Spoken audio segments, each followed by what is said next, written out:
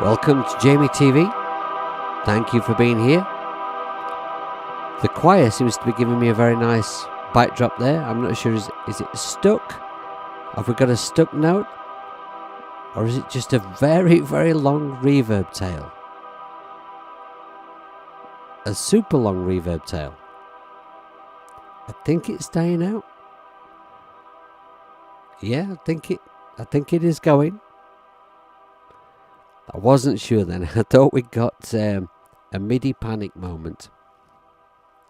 Just adjusting my microphone level there. It looks like it's peaking. Does it sound okay? Does it sound okay to everyone out in the chat?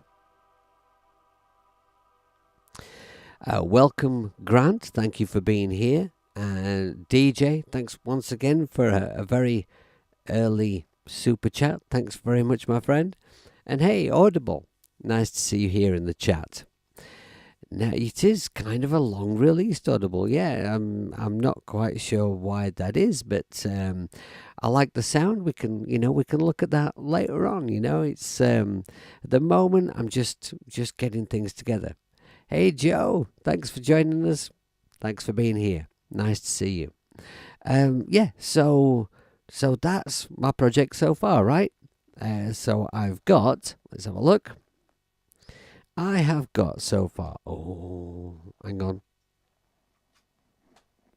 I forgot to switch on the Bluetooth mouse for the iPad again. I always do this. Right. Okay. So I've got this section of. Now, what was that time signature again? 13/8. And.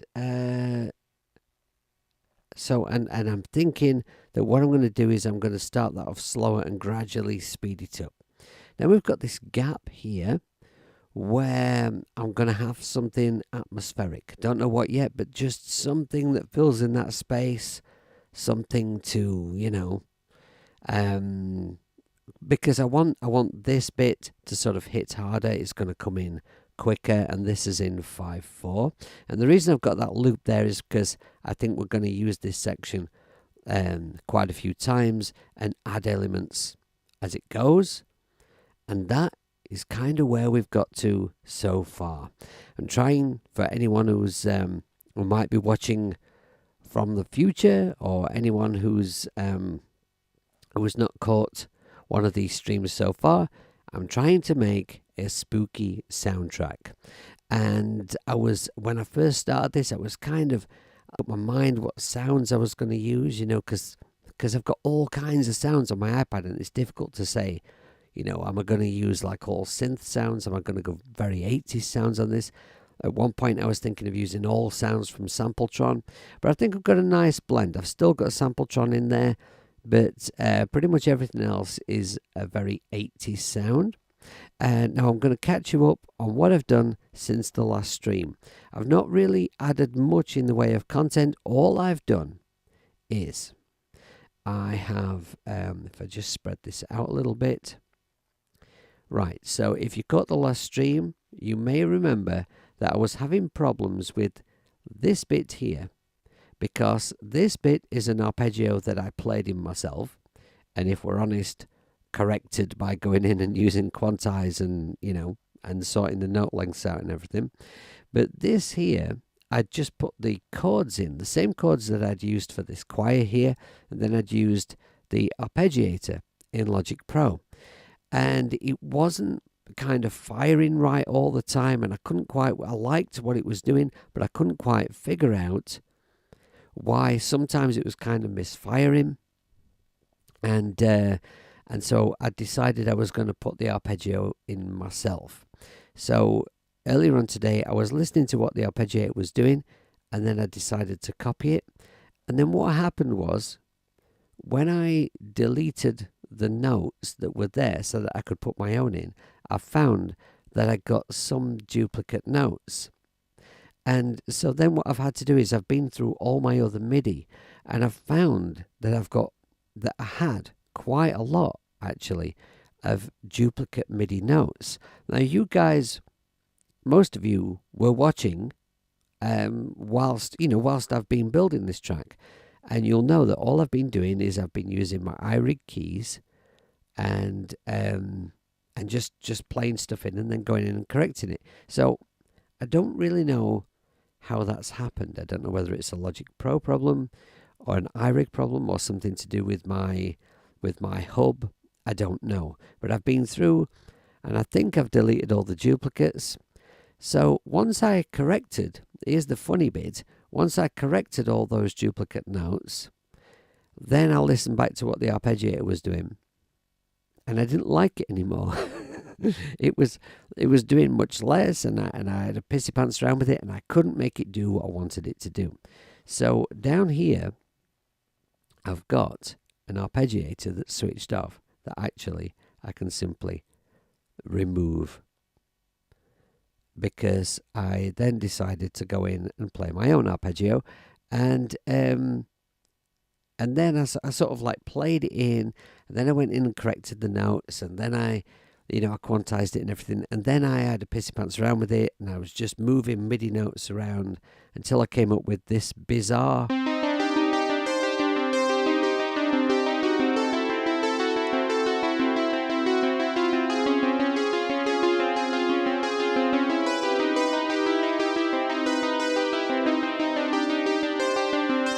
Right, because I wanted to create something that was sort of manic, like there's kind of a melody in there, but it's not too obvious, and it takes a lot of listens before you start to latch onto that melody. And that's what I wanted. I didn't want something that was kind of, too tuneful or anything, because like we're creating a horror soundtrack, right? So it wants to be a bit challenging.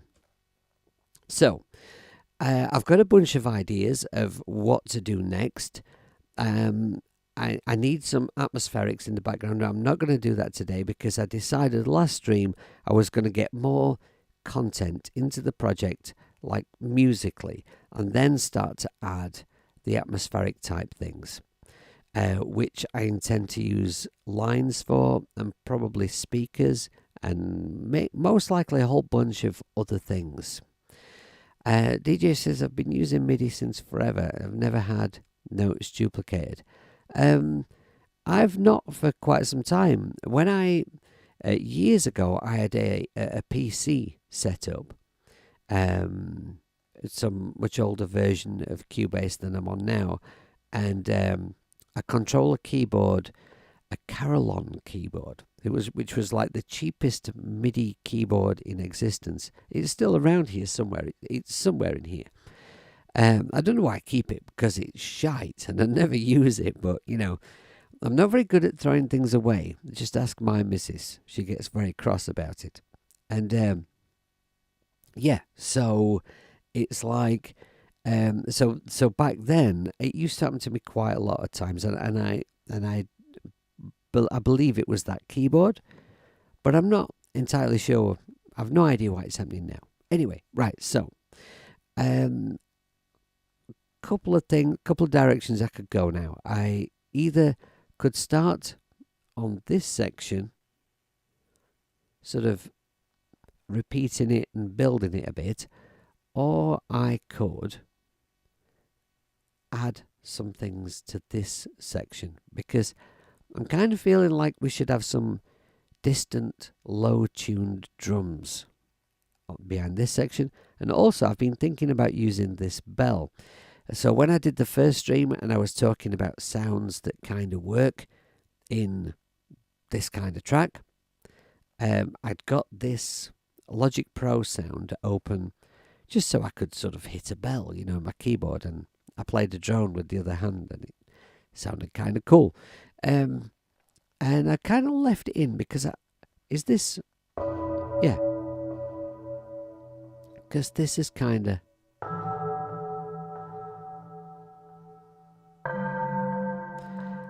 No, Joe, I am never moving house again. No.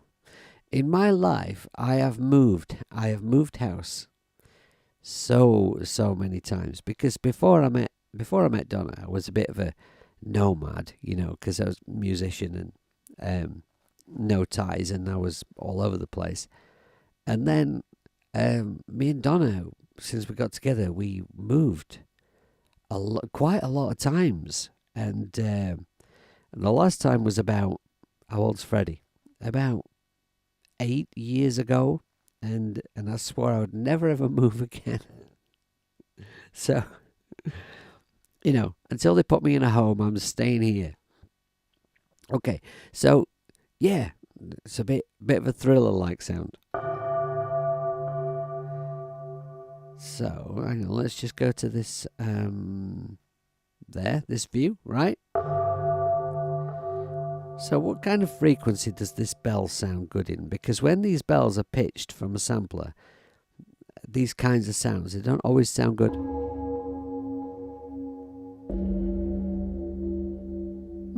Higher.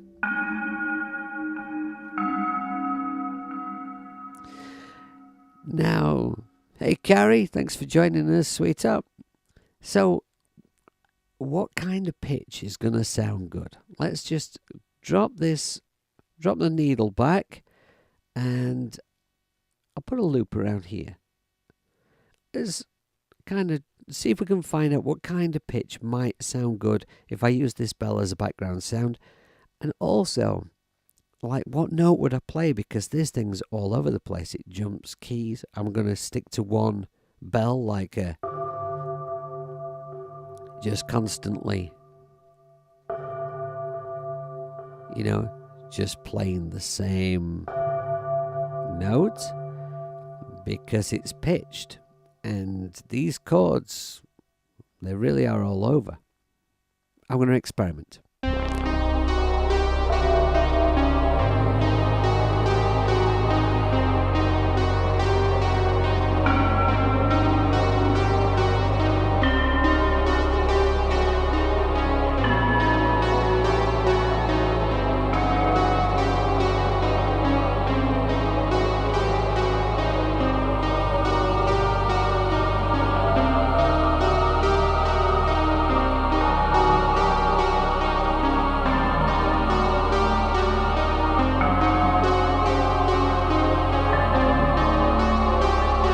Right, okay, so these lower bells are really not cutting through. So it's either up the volume on them so that they do cut through, or use the higher notes. So let's just see what would it sound like if I used the lower notes and I brought up the pitch.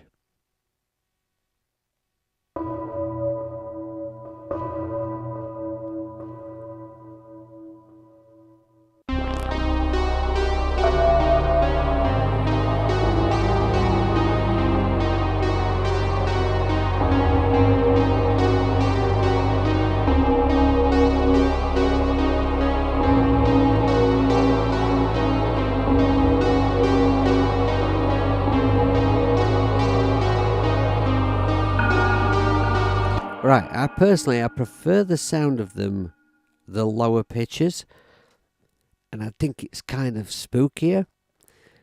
And that works with the volume up. That's fine. Stick to the lower pitches, but what pitches? Because now what am I even doing chords wise here? We're going. It's a bit bizarre because I started on the C minor. Right, but the arpeggio includes the minor second and the flat 5.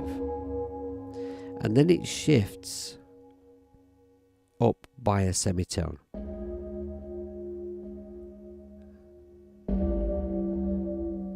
I might have to move with the root notes if I can remember what they are. Let's see what happens if I move with the root notes.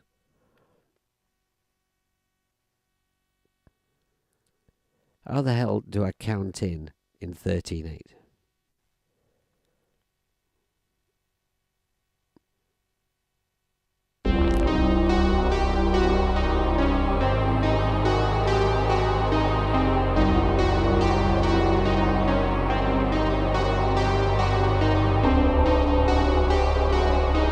How the hell do I count in 13/8 or play in time, in fact?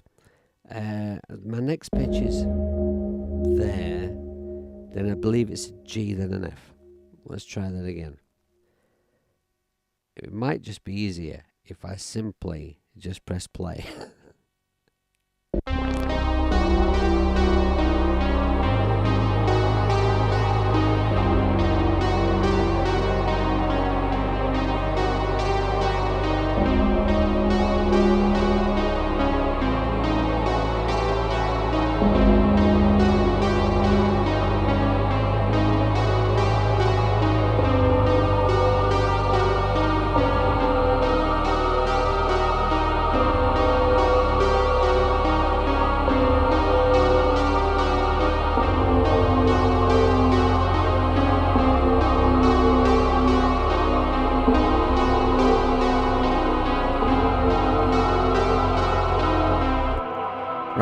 Okay, so I think that when I played twice as many notes per bar, I think it sounded too much.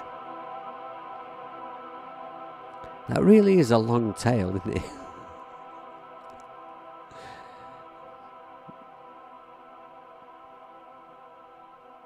But it is fading out. It's not frozen.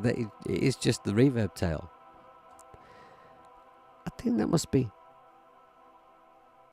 Yeah, it's the Sampletron reverb tail. Okay, well, I can look at that. Anyway, right. So, if I do half as many, then can't even set 13.8 up in Cubasis. If anyone knows, please let me know. 13.8 in Cubasis. No, you can't do that in Cubasis. No, and I don't think there would be a way to kind of subdivide it either. I'm 99% certain you cannot do that in Cubasis. And to be absolutely honest, the tempo track is really the only reason why I'm using Logic Pro rather than Cubasis 3. Logic Pro does have more features, admittedly, although it's also missing some stuff as well. But all of those extra features that I've got in Logic Pro would not be enough for me to use it instead of Cubasis 3 if it was not for the tempo track. I've been able to do recently. I've been able to do things that I've really wanted to do for such a long time in Cubasis 3. And anyway, yes, right. So I think half as many notes now on the 1 or on the 8.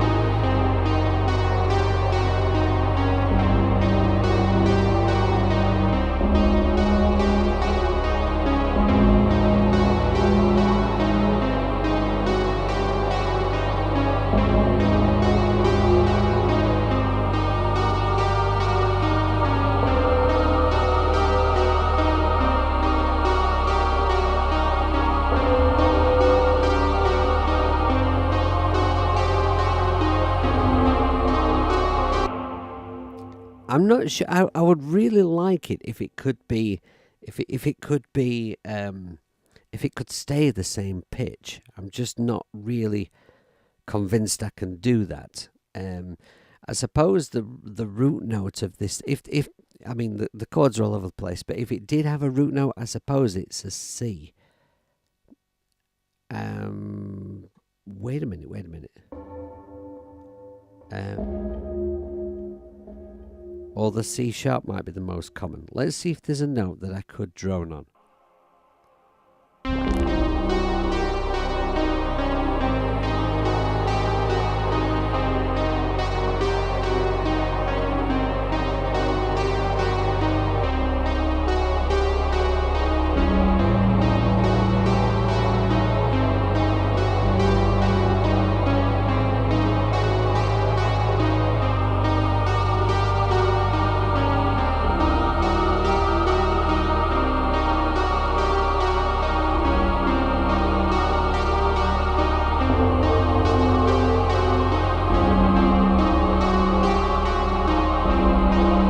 Right, okay, so of course the C sounds fine over the first chord, which is C minor, and it sounds fine when I get to the G minor and the F minor. Does it sound okay over the C sharp minor?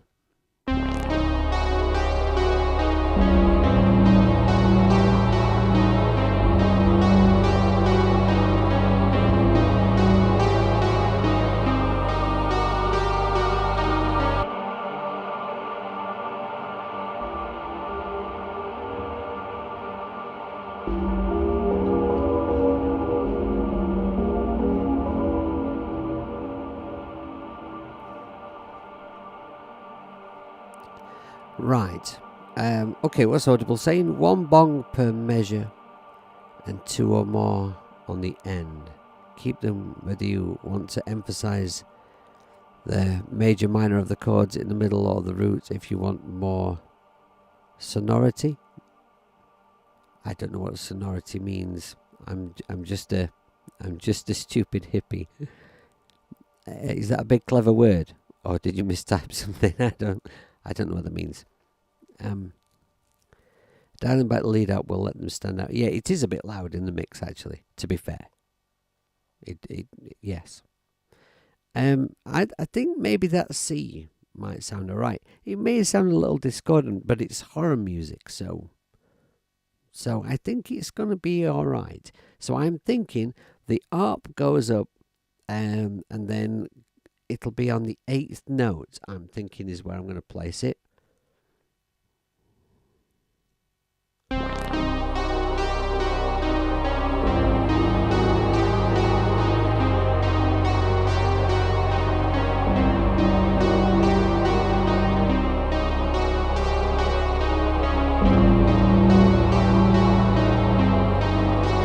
Yeah, I think that's going to be alright. Okay, so I'll just play one in and then I'll correct it and copy it across. So if I go right back here, now we're going to have the comedy 13/8 counting now, aren't we?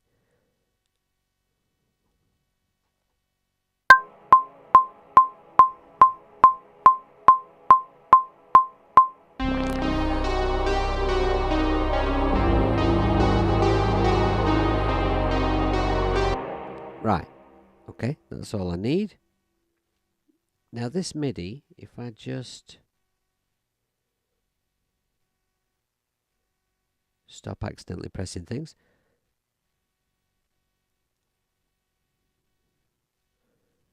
If I just make it fit 2 bars like that,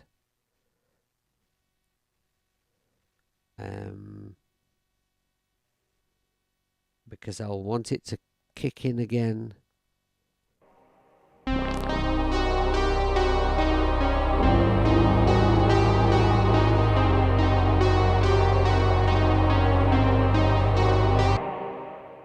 There.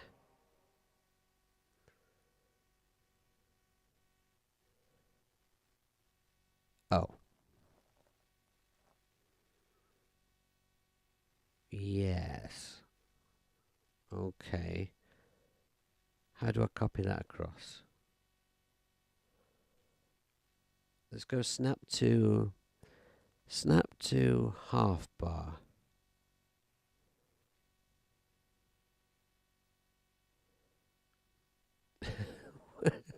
Where even is a half bar in 13/8? Let's time this first.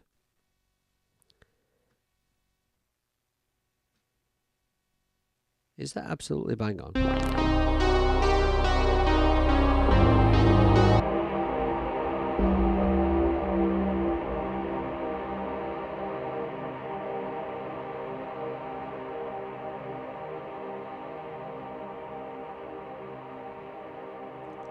You know what? It doesn't matter. I'll just do this. Then I'll copy this across to here.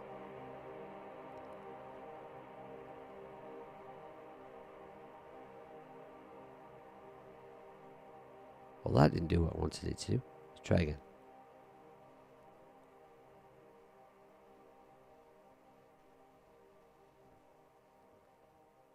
Oh, I hate doing this stuff with my mouse.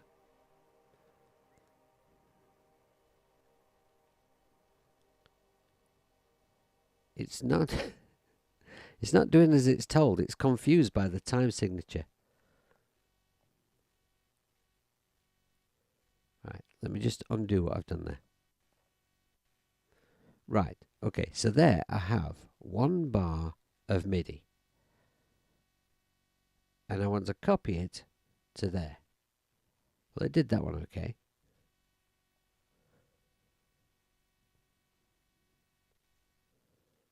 And it won't do that one.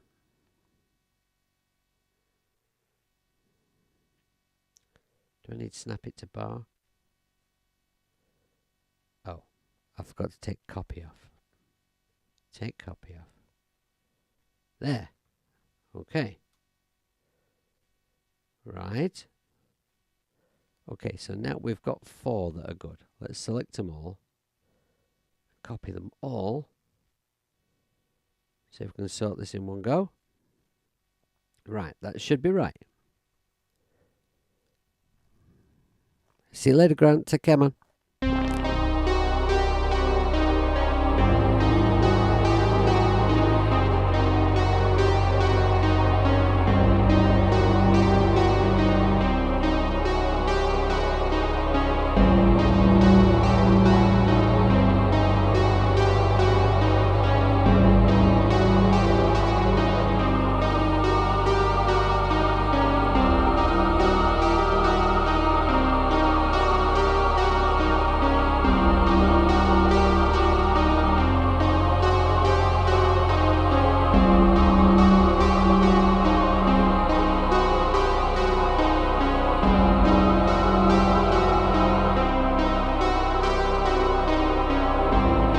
Alright, okay.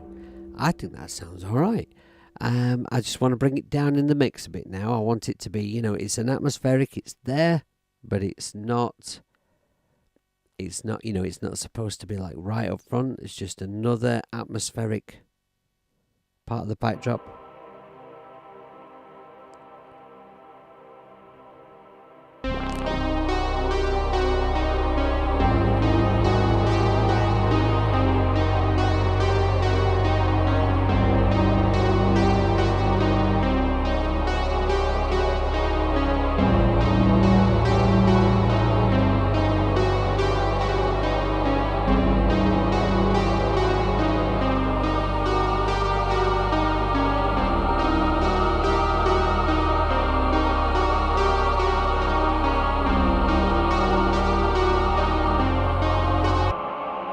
Okay. Right, what's that, DJ? In Cubasis, some of the user interface issues went away when I swapped settings from tablet to phablet. Yes. That's an interesting one. So when you use Cubasis on a phone, you've got settings so you can change the size and shape of the app so that it sort of sits better on certain phones. And I've noticed on Android that's really, really helpful.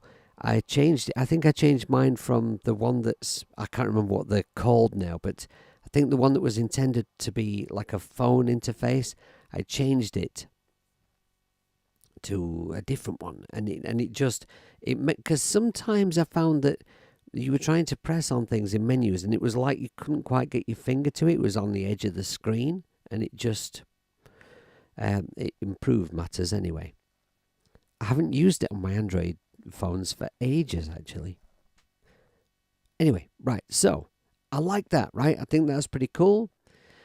So I'm going to move on, and now what I want to consider is this next section here, where this next section kicks in. So let's just get a loop going on around here.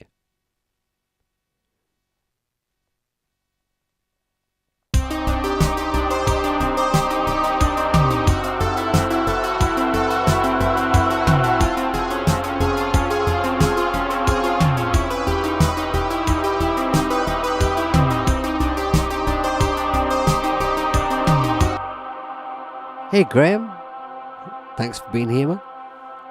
That new guitar, dude. That guitar. That's awesome. And I'm so pleased that guitar ended up with you. I was hoping that it would.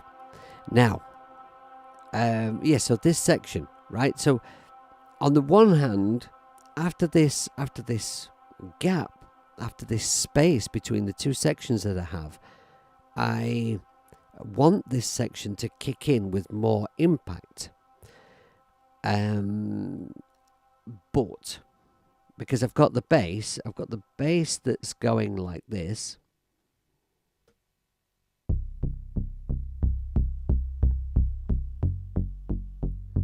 Right, rather than it just being a drone. See you later, Joe. Take care and say hi to Doug for me. Right? But then, of course, we've also got the drums coming in, which at the moment sound that little bit sort of naff, because there's no effects on them whatsoever. I'm not going to do that kind of processing just yet. I want to get the parts in place. So you just have to imagine that they sound a bit more awesome than they do. But I was thinking of like taking the drums away, repeating this section over a few times. Whoops. Repeating the section round a few times and gradually building the drums.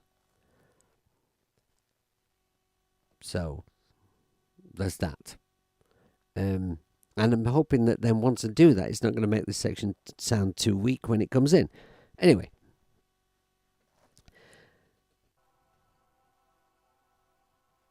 So if I'm going to do that, actually what would happen? What would happen if we started this section without the arpeggio?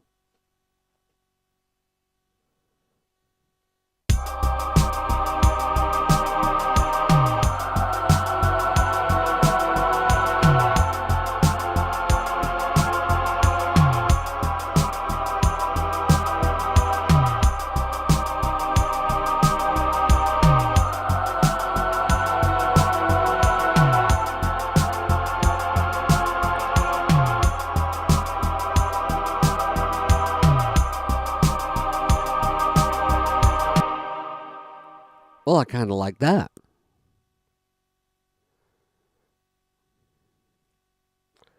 Okay. I kind of like that. And now that I've heard that, I certainly want that to be in the track somewhere. All right. So here's an idea then. What if, how many times would that go round without the arpeggio on?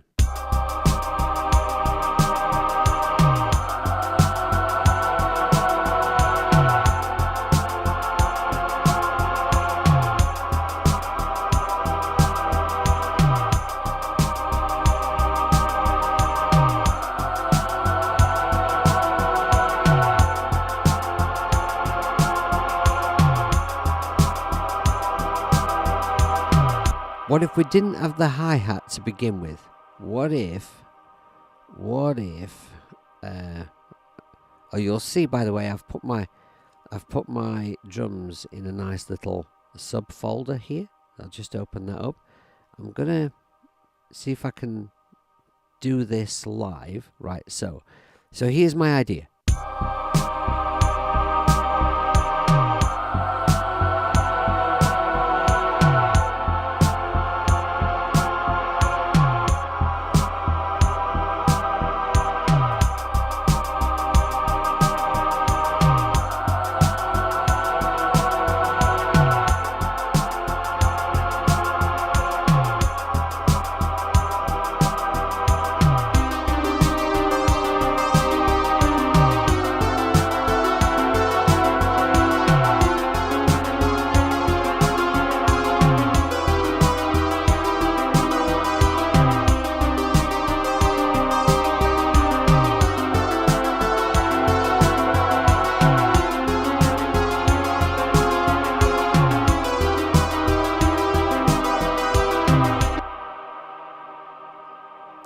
I like that.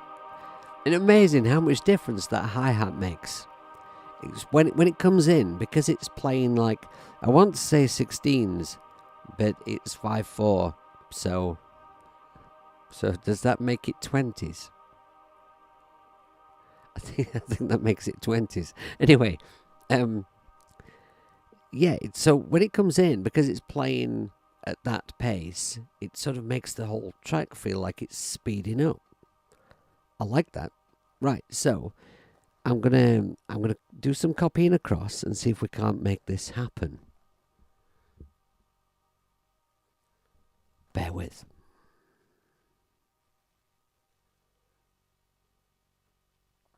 Right, so if I go multi-select, and I'm doing this with my finger because doing this stuff in Logic Pro with a mouse is hell. Put on copy, drag,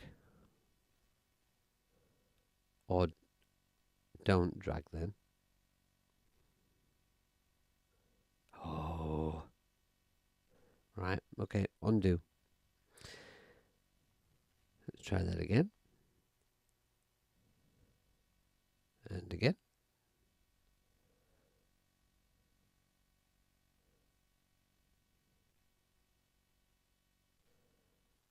Right.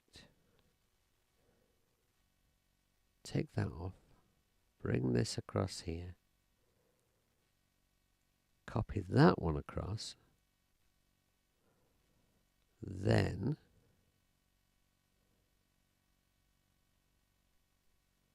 multi-select all these and copy all of those.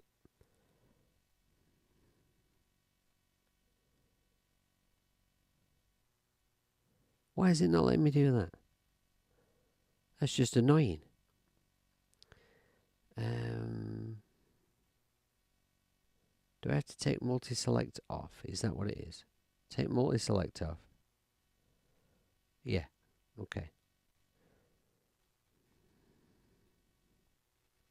Pain in the arse, that is. Right, and now we're going to need to go into these drums.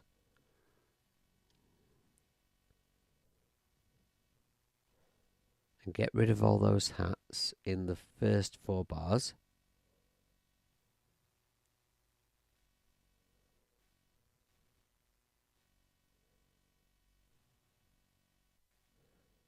Wish they'd give us a delete button in here. Right, okay. Did that work?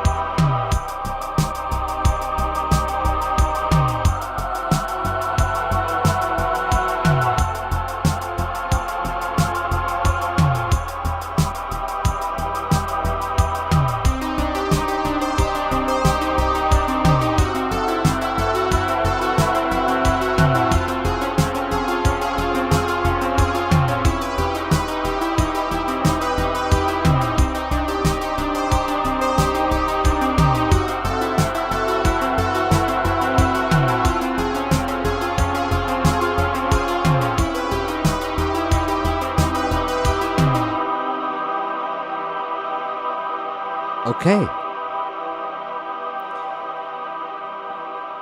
I'm liking that. I think that's pretty cool. Okay, now can you just tell me, is everything okay with the stream? Because in my streaming software it said excellent connection consistently throughout the stream so far, but the chat keeps going really weird. And it's just making me wonder if everything's all right.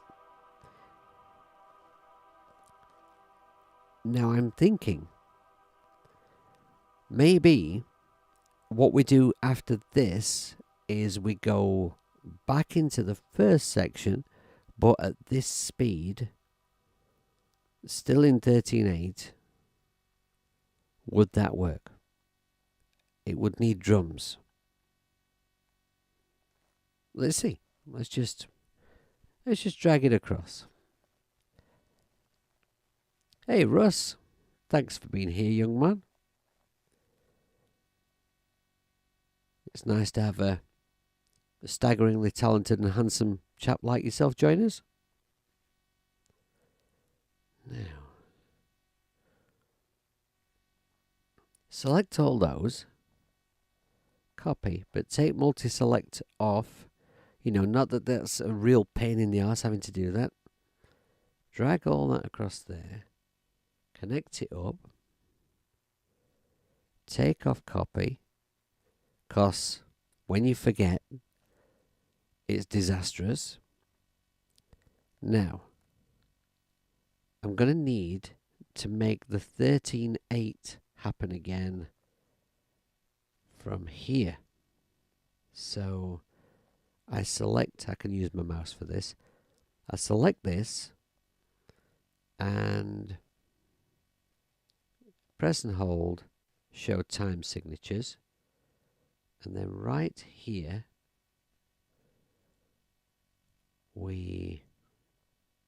do I press there, or I think I press add, don't I? No, Freddie, I don't want to join your FaceTime chat. So my son's added me. He's added me to a group chat with all his friends that play Roblox online, and they chat on FaceTime as well at the same time. And he's added me to the FaceTime group. And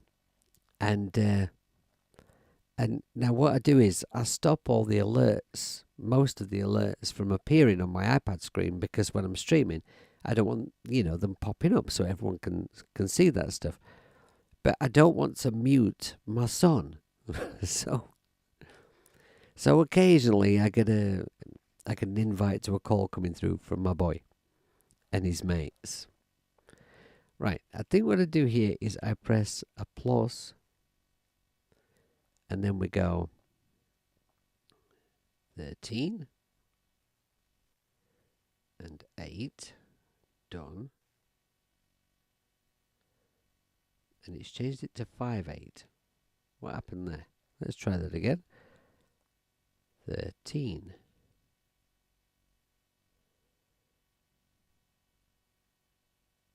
Done. Okay, right. Let's take it back a few bars and then see what it sounds like going into that.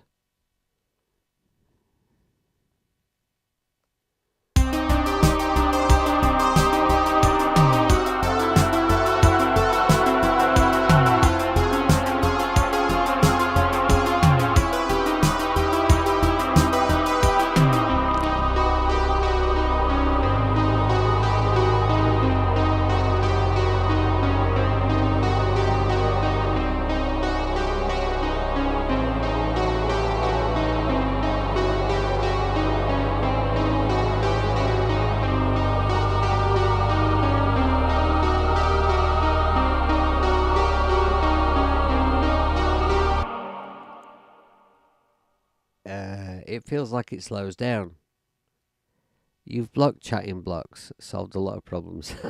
Yeah.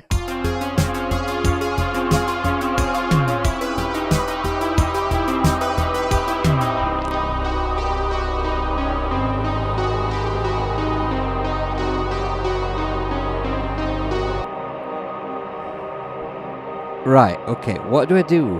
What do I do with this 13/8? Hey Jeffrey, thanks for being here, man. Thank you. What do I do with this 13 here? I want it to go back into this section, but it feels like it slows down horribly.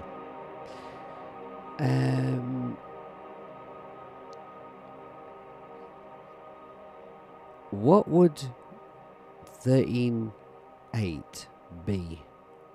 Double speed.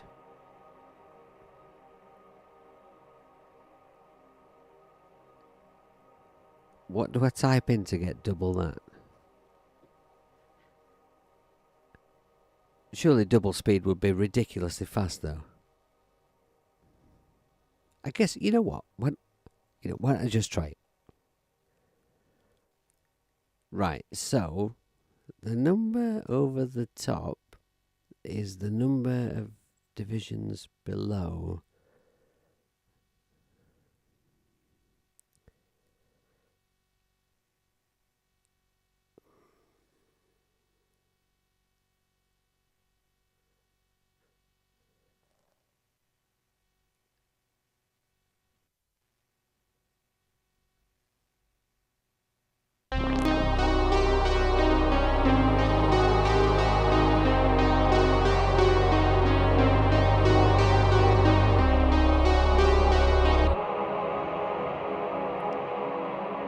That didn't make any difference.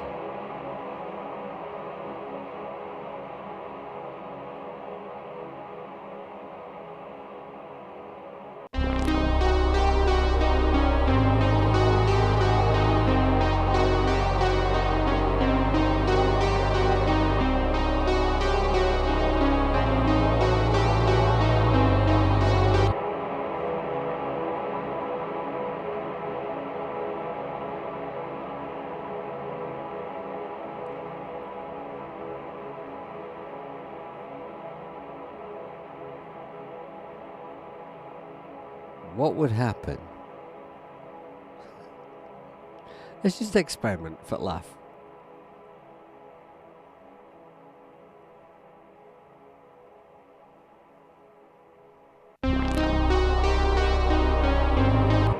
Yeah, it doesn't make any difference just doubling up one of the numbers. Okay. Alright. So I'm going to have to change the tempo at that point, I think. But before I do that, I'll try and get some drums that fit with this part, and then when I change the tempo, then I'll have an idea whether I've got the right speed, I guess. That's interesting. I wonder what kind of maths I could do to work this out. What would be the right speed for 13/8 to follow 5/4 and feel like the right speed? Does anybody even know that? I may have to use some. I may have to use Google later. Okay. Right. Well, I'll close that bit for now.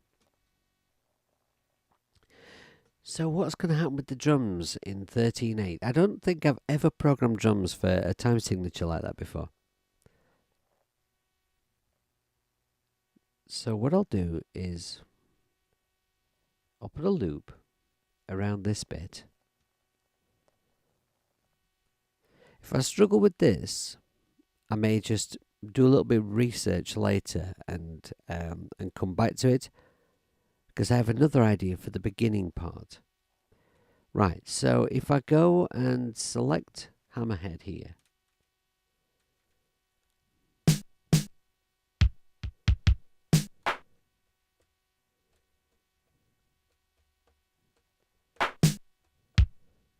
I've not got many drums on my pad there. What's going on there? Let's shift up one.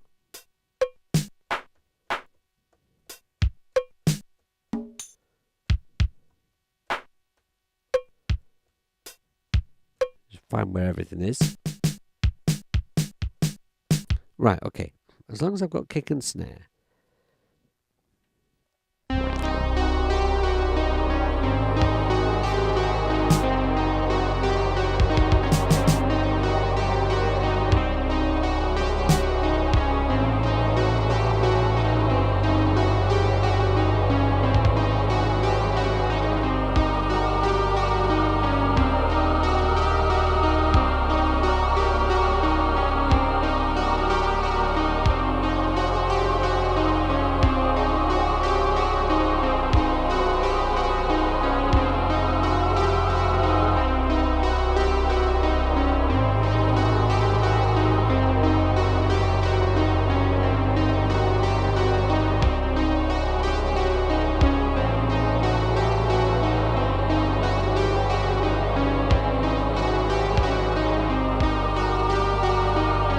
Right, okay.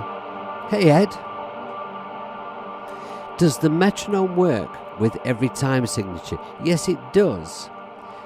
It does. I don't always find it massively helpful though when it's a time signature that I'm not, that I don't play frequently.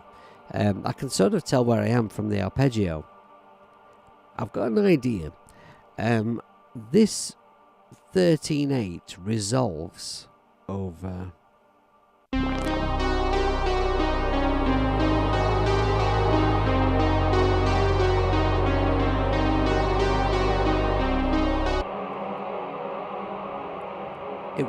one bar, so I think I'm going to see if I can get one bar right. Let's make a little drum part here.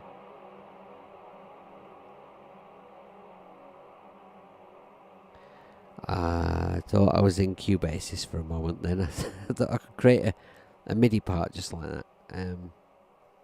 Alright, okay, there we go. Right, I'll go in here. Now, let's see. Where would the kicks go in this? There's definitely a kick on the one. So let's put one there.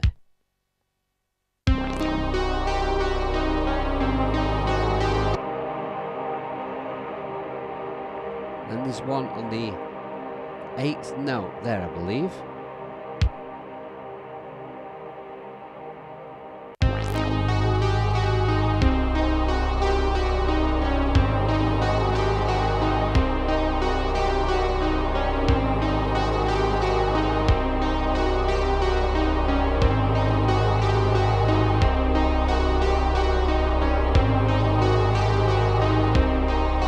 Now, what if I try and put more kicks in than that?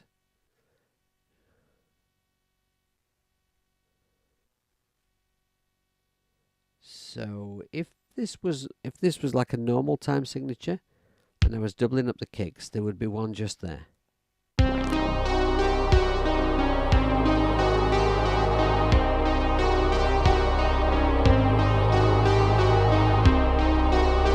I like that.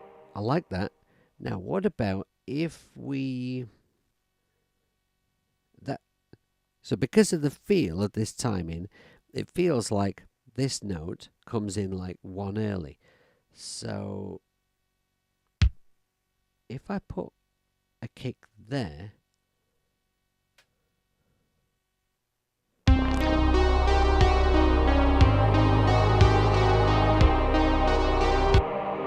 I don't like that.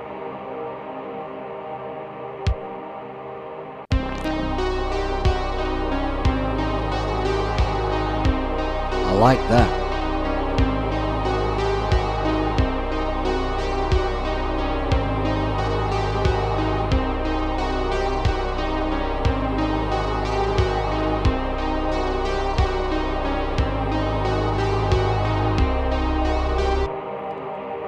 I do like that. I don't actually know what I'm doing with this time signature, really. I mean, you know, how often do you get asked to play in 13/8? Yeah, I've pissy panted around it. I've done lessons on weird time signatures. I've demonstrated things in 13/8, you know, just to sort of show it. But how often do you actually use it? Right? You know, I mean, you know, I can't really take any credit for it. Audible, I mean, I'm not, you know, it's not like a sort of know what I'm doing. I'm just piss panting around, and I like it. It's pretty cool. A heartbeat kick might be good. But do you mean the sound or the like the sort of double? I think I know what you mean, actually. Yeah, I'm liking the ungrounded quality of it, Ed. It's in this track. I want it to sort of feel as uncomfortable as possible, and that's kind of what I like about the idea of using a lot of 80s synth sounds in it. The idea of sort of having kind of familiar sounds that you wouldn't necessarily associate with horror theme music. Or all right, there's John Carpenter, but you know, like sort of familiar sounds, but really uncomfortable. The pace of it, Russ. I don't know if I can.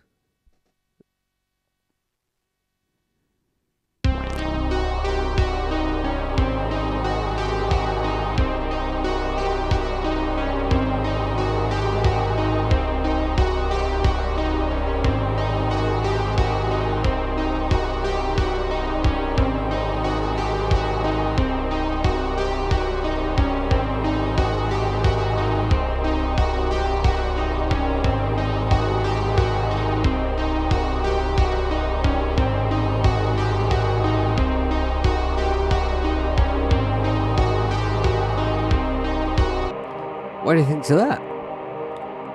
It's certainly, I think that's certainly gonna help, make it feel like it's motoring along better when it comes in. Right, now.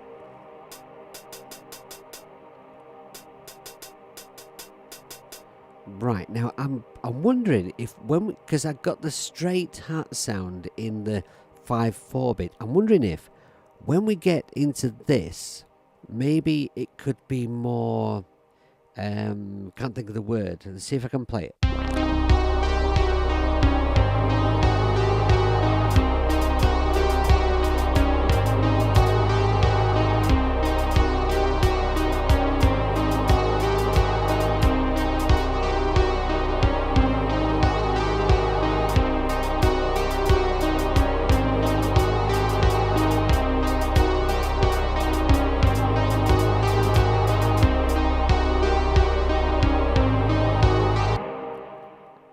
I'm gonna have to see if I can play that in. Obviously, it's going to be a disaster, but I think part of the enjoyment of my streams, if there is any enjoyment associated with my streams, if they're not too painful, is just being able to laugh at the stupid hippie when he gets it wrong. Can I? One thing I'm not sure about in Logic Pro is, can I record the MIDI to this track? I can't, because there's no record button. That's another feature I like better about Cubase's. Triplets and ratcheting are your friends for the hats. Yes. I want to see if I can play it rather than having to use something to make it ratchet, if you know what I mean. Why is that MIDI short there? Let's lengthen that. Right. Let's see if I can do this.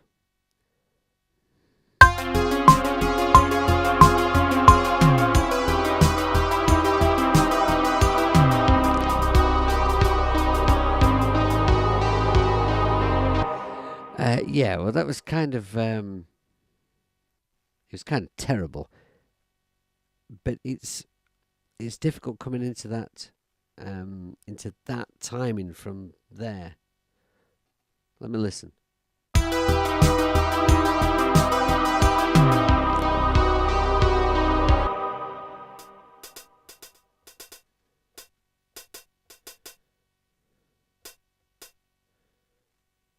Listen one more time.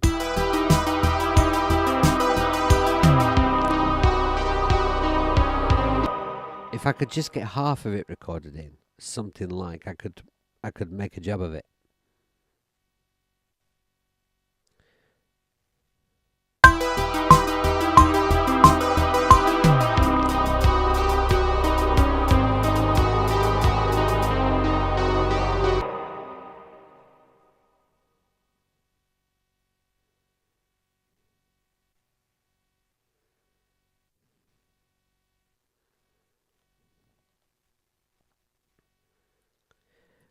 Slow the BPM while you're recording. Yes, that's actually a brilliant idea that I didn't think of.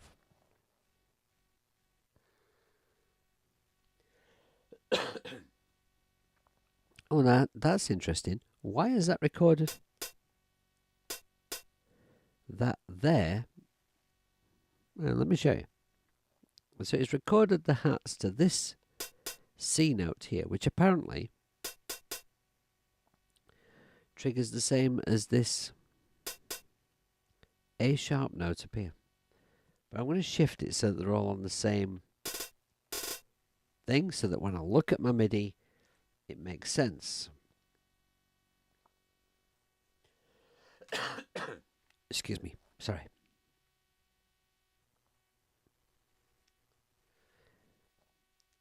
Right, so I want to move that up. Now wait a minute.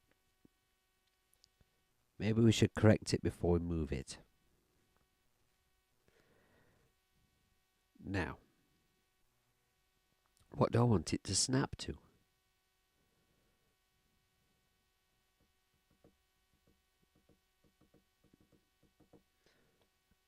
Sorry, thinking.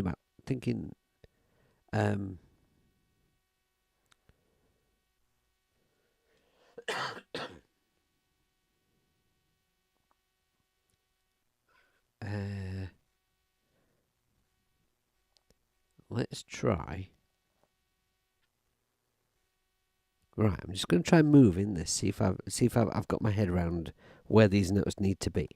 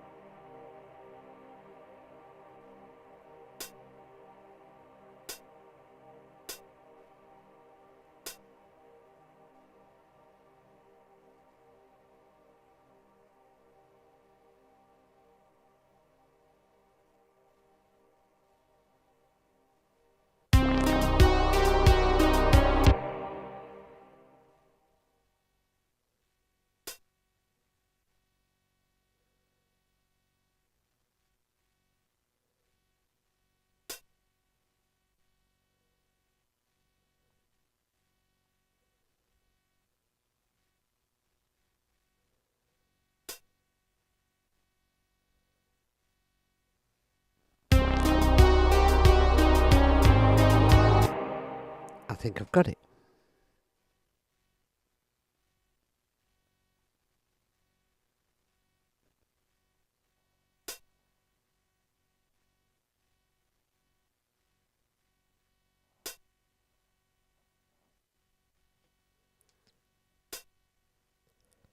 The thing about not using quantize and, admitting that you're not good enough at doing something to actually play it accurately enough in time and keep the human feel, which would be nice. But the thing about going in and doing it manually, like a note at a time, you do learn about the door and you learn about the timing.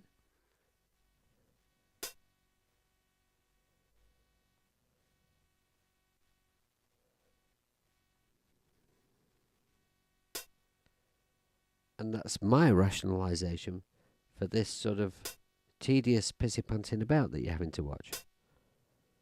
Now, I think that's right. Let's have a listen. I want to put the loop on.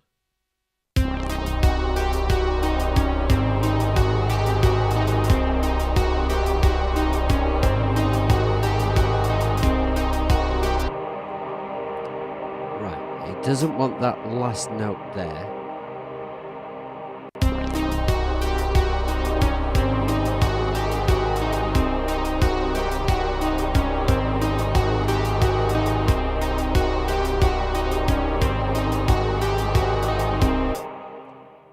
Okay, the last little bit doesn't sound good. I think that note might be a one early. To speak in Lego terminology, it's a one early.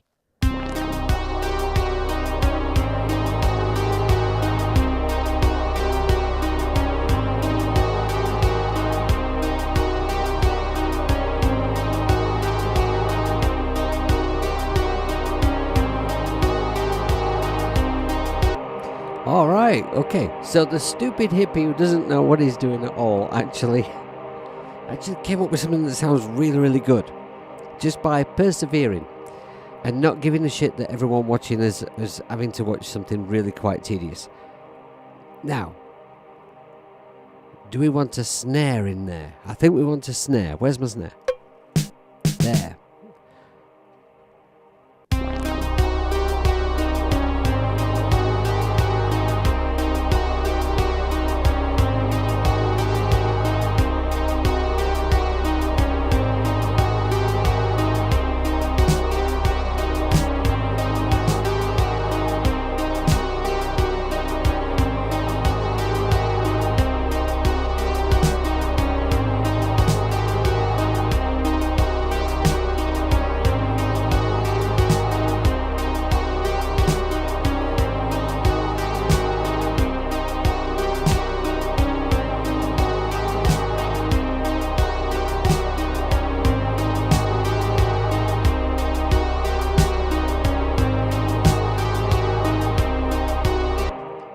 Yeah, I think that would go nicely.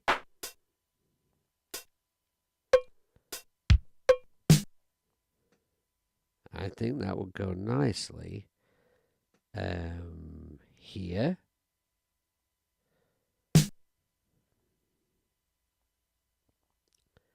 And the other one was there, I think.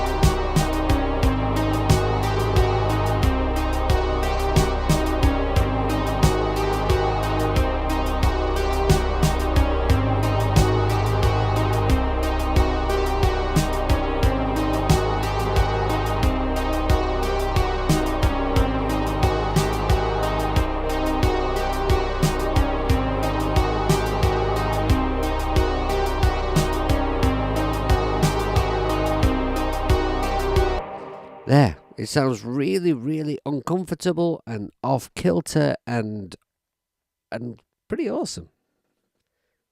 Yeah, I'm liking that. That's strange and wonderful. Right now, hang on. What drums did I use in this section here?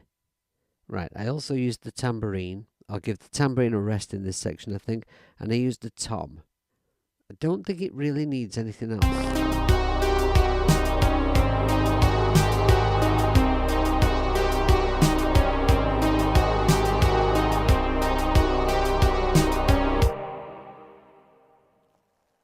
Beginner Stargazer says, "Dude, you are overcharging your iPad. Plug it out." Well, according to Apple, you can't. According to Apple, it doesn't do any harm anymore, keeping it on charge. So, I've done this with iPads, like leaving them on charge whilst working, forever, and the batteries in all my old iPads are absolutely fine. Even the one in my old iPad Air, the original Air, which is now, I don't know, is ancient. The battery's still fine. What it is I like the stability of having a hub and everything plugged into the wall, the iPad on charge, and no batteries running out and laying me down. Right, so what I'll do then is I'll go here and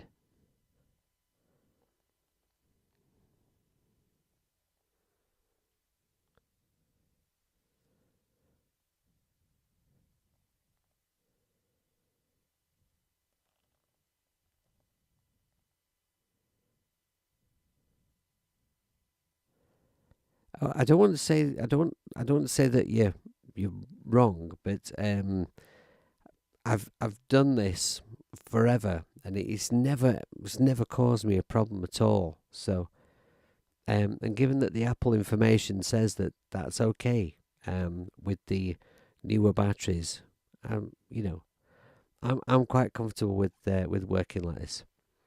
So I've got a bar that works okay. Now, how many bars do I need for this?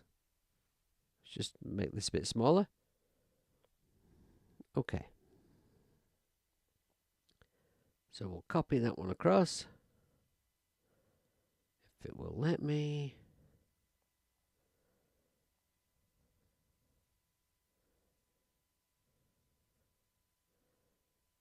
It's not letting me. I still had trim selected. The scissor tool selected. The scissor tool is a pain in arse. I really don't like it, actually. I don't like I don't like having to select the scissor tool and, select where I want to cut, select the scissor tool and pull the thing down, like that sort of little childish gimmicky thing of cutting the MIDI part. I want to just select it, press, and it just split. I know it's only one press more, but if you're chopping up a load of stuff, it all adds up. Right, okay, so now this should work for the whole section.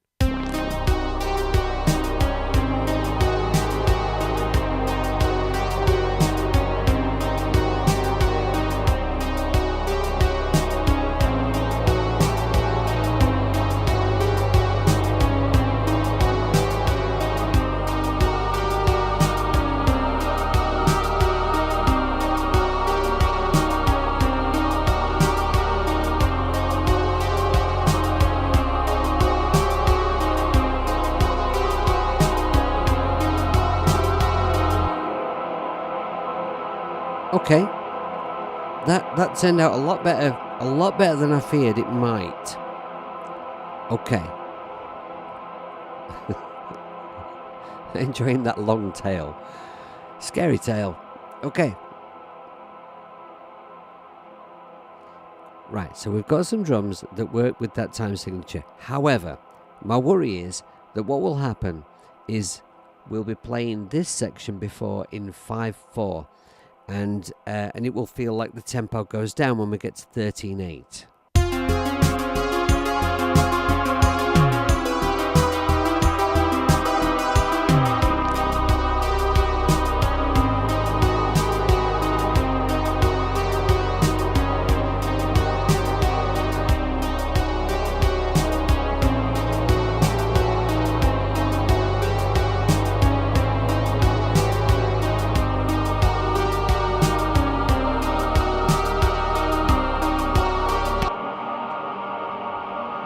Now, I've got to be honest, I don't know if there is like a mathematical way of calculating what the equivalent tempo would be in a time signature like 13/8 after a time signature like 5/4. I don't know. I could, I suppose, just pissy pants around with the tempo until I find something that feels right. But nice to know if there was like an actual way to do that. So I could do that now, or I could go and look at my other idea that I was thinking of for the first section. Hey Ed, thanks very much. Thank you. Thank you very much. 10/8. What do you mean? It's 13/8, so I hang on. Yeah, I'm not going to change the time signature of it now. I've got all of it working. Is that what I should have done? That might have been interesting, actually. Another new time signature. Anyway, right, so okay. Let's just try pissy pantsing around with the tempo. So that would be, I'll use my mouse up here. Thank you, Audible. Thank you. The super chats are extremely welcome. Thank you, everyone, because I do put a vast amount into this channel. It takes an awful lot of hours doing this stuff, and I probably really ought to spend that time doing something more profitable because YouTube doesn't really. It's a very small channel, mine, and it's not going to become a big channel doing what I do. I don't really want that, but at the same time, YouTube revenue from advertising is really shocking, and now it's actually gone down drastically. My views are actually way higher than they were a year ago, and the amount of money I'm making is like less than half, due to several fuck ups that YouTube have made. Anyway, so thank you very much. So that would be right here, there. We would need to change the tempo.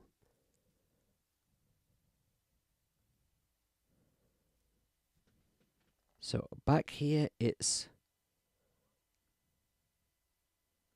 90.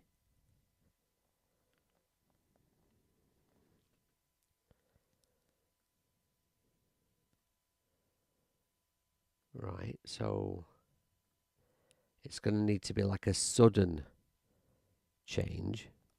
What I usually find when you're putting in some automation, especially if you're trying to do it with a stupid Bluetooth mouse, is that you'll just press and you'll get nodes where you didn't want them, and so the best thing to do is just get a couple of nodes and then just go in and adjust them.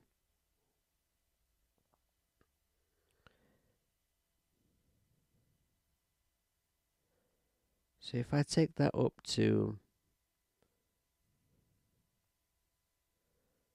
don't want that one there. Delete that one. Right. That one.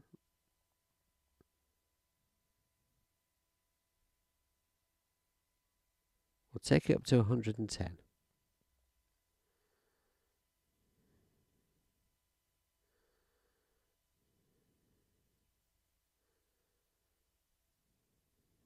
Give it a little run up.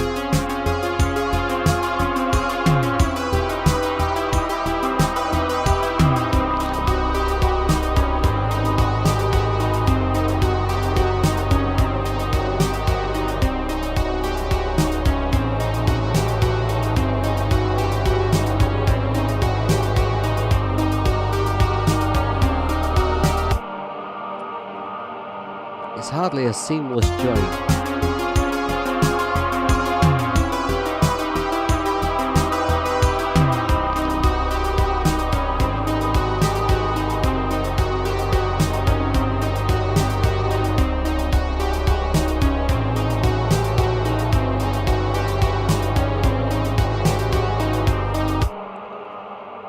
Yeah.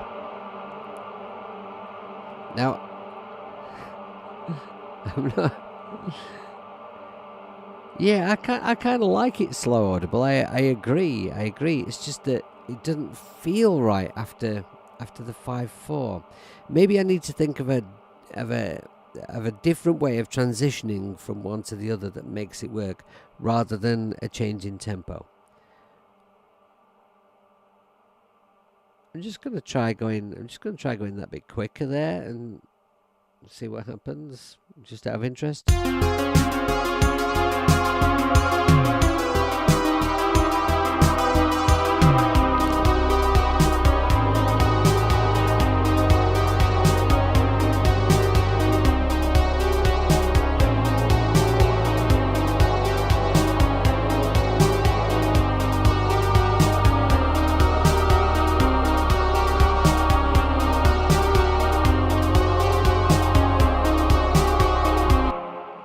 I'm not sure. I'm really not sure. And what I'm going to do is I'm going to undo what I've done tempo change wise. And I'm going to sit on that one for a while. Now let's just have a listen to it again with it going back to, so the two sections are both at 90 BPM.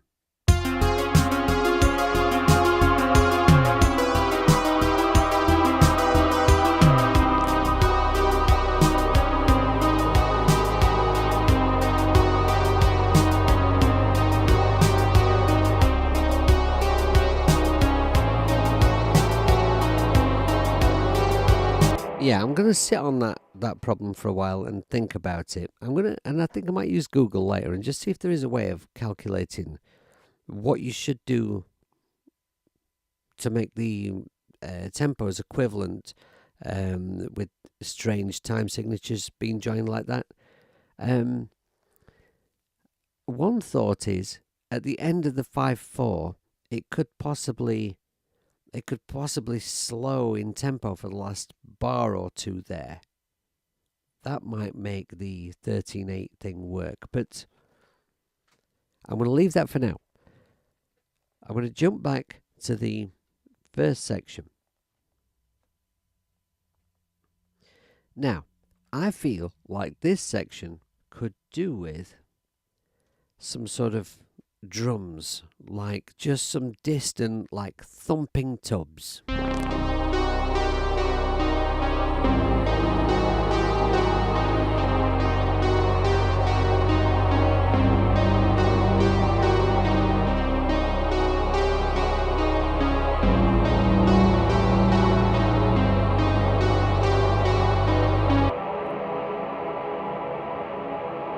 Now,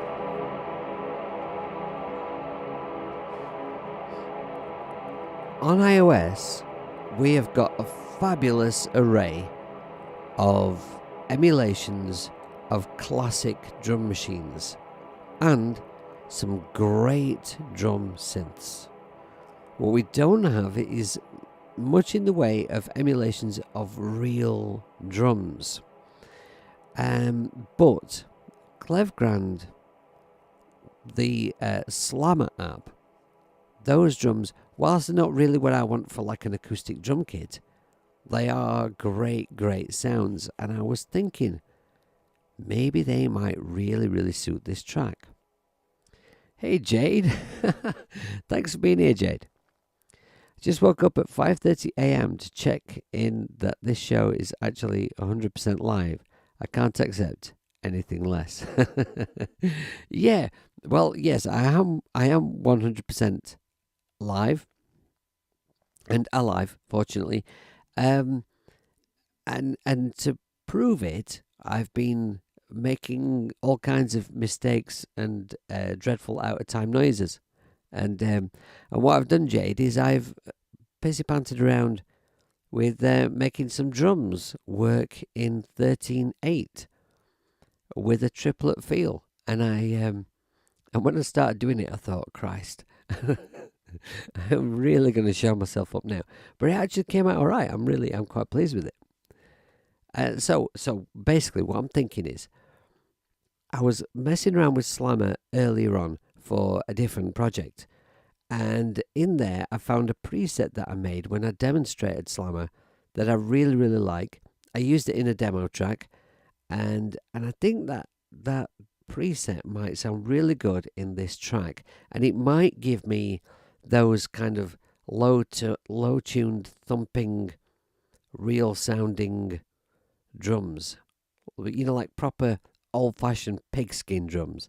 So let's just open that up, and I'll show you something as well when I do.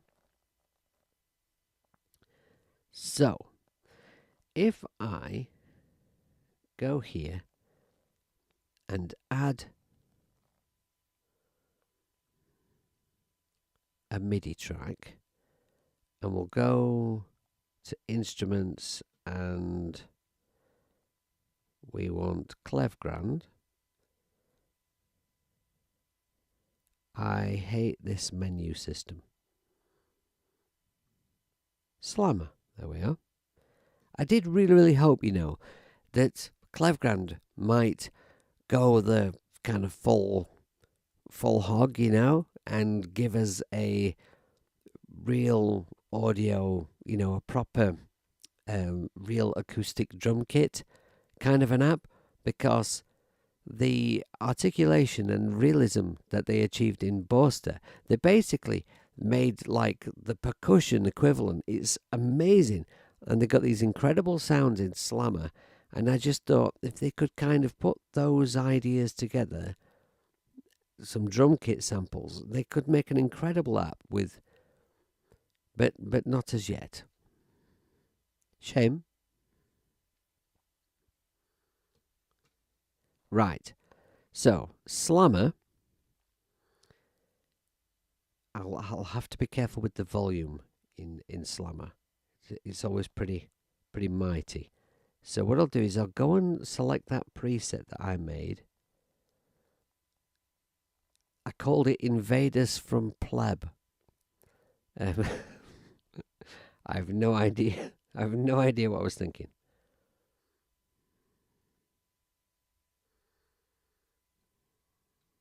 Right, I'll pull the master down so that it's...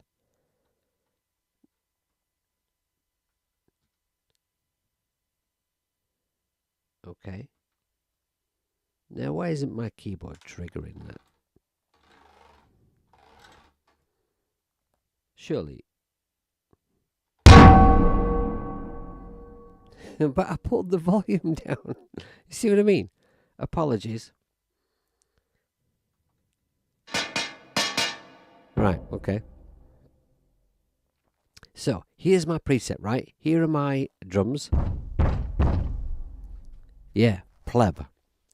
It's it's a word that my son and I use to lovingly describe each other.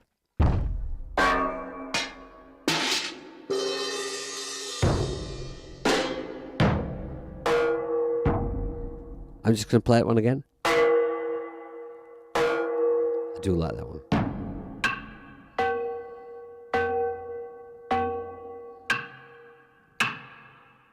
I wondered about that one actually, with a bunch of echoes on. You know, maybe a bit like the Friday the 13th sound effect. You can hear it, can't you? Even though I've not got the echoes on, you can hear that. So I just think these sounds might be appropriate. So plebeian, yeah.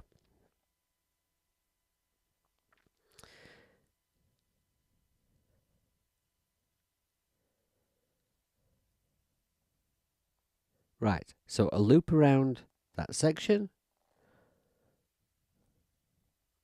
Now, I don't want to overdo this. I'm just thinking some low-tuned, distant drums, lots of reverb. I don't know what drums are on what keys yet. Can I use this? That might be better.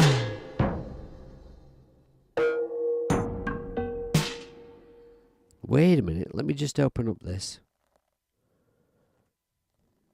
Because the way that this is mapped to the keyboard is there are 12 sounds, and as you go up the octaves, they just start to repeat. So if I press this C, or that C, or that C, I get the same thing.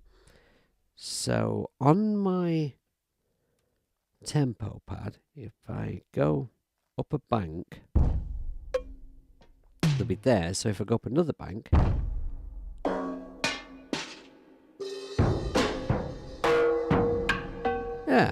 yeah, they're where I want them to be. Lovely.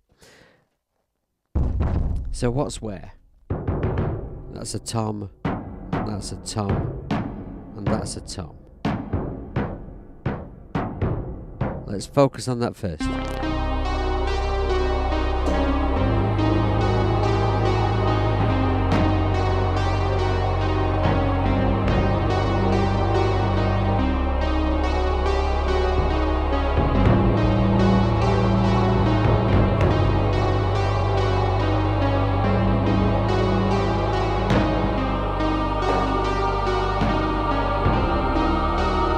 Which one's lowest tuned?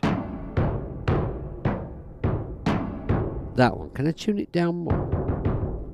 I can, of course. Yeah, let's tune it all the way down. Now, that being the case, what about this one? If I tune it all the way down, will it just sound the same as that one?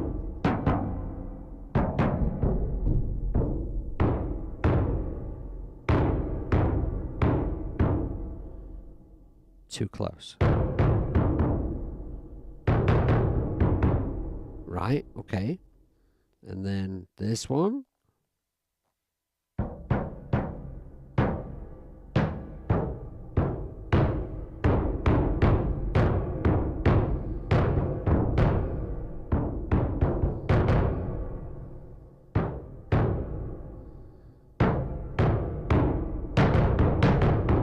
Right, they're quite close in pitch, but there's enough there to get some difference in tonality.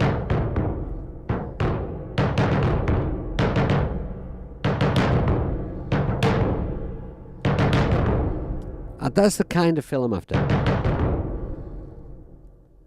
Badly played, but it's the kind of thing.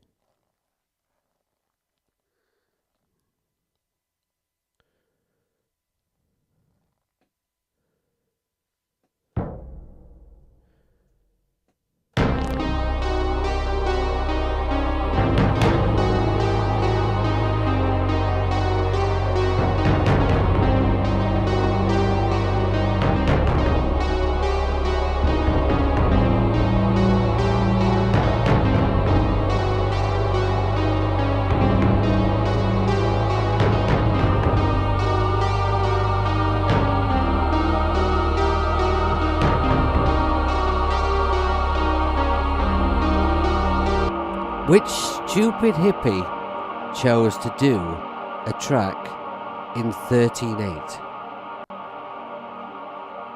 This stupid time signature.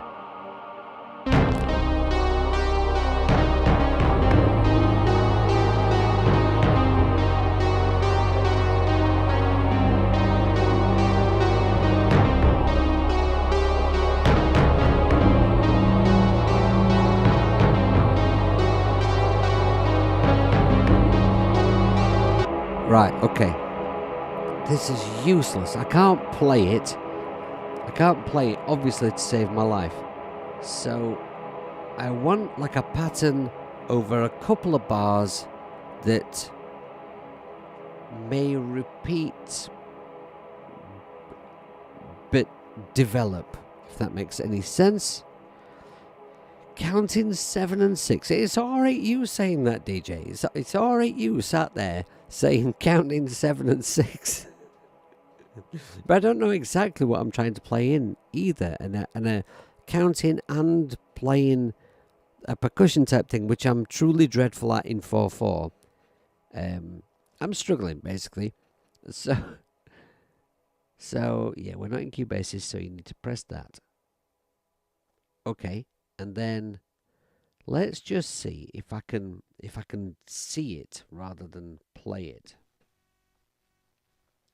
Right, I would want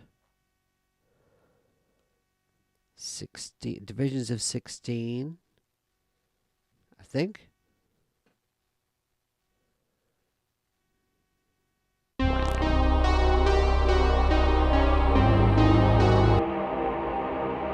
Now I've got that bell coming in on the 8.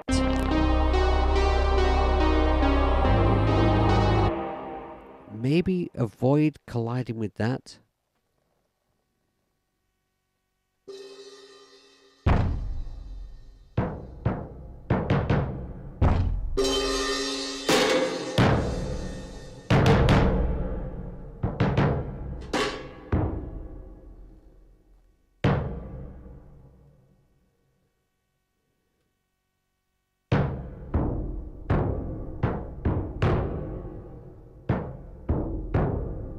Right, so that is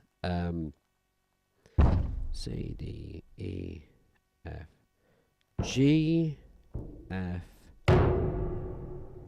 G, F, A, right? G, F, A. Yeah, okay.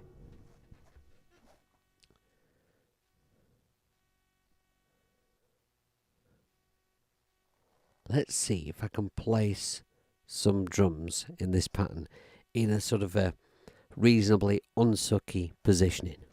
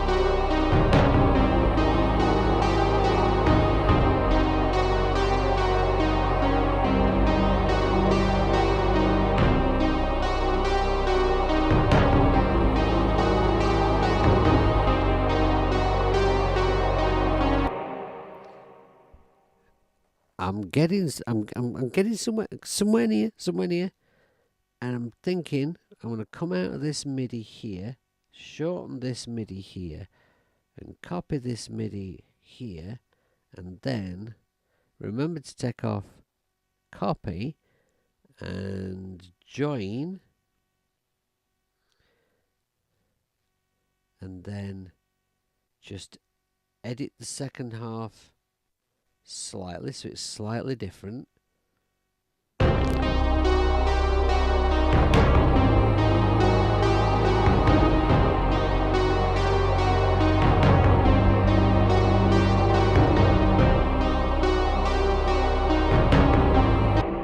Right, now the second half, add a drum there.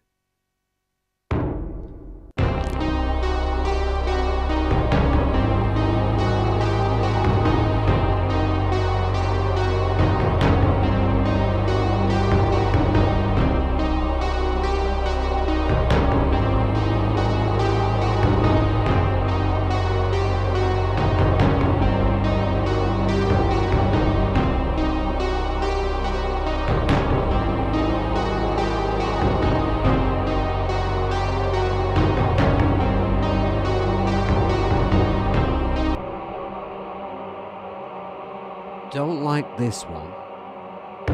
Might need to be one earlier, and I think this one as well.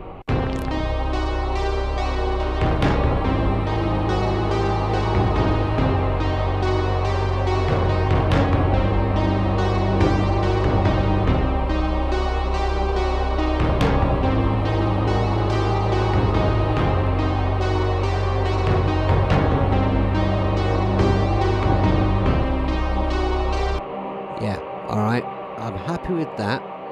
So now we copy that one across.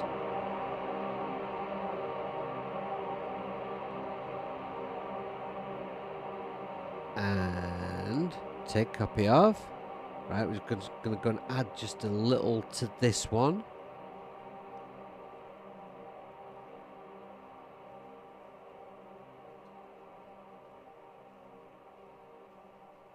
Change which drums are being used in which order, I think, as well.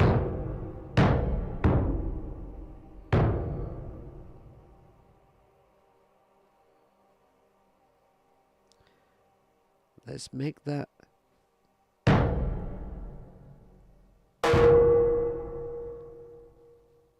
Would that work? I'm really not sure. We'll try it, and we'll try extra drum there. Leave it there for now.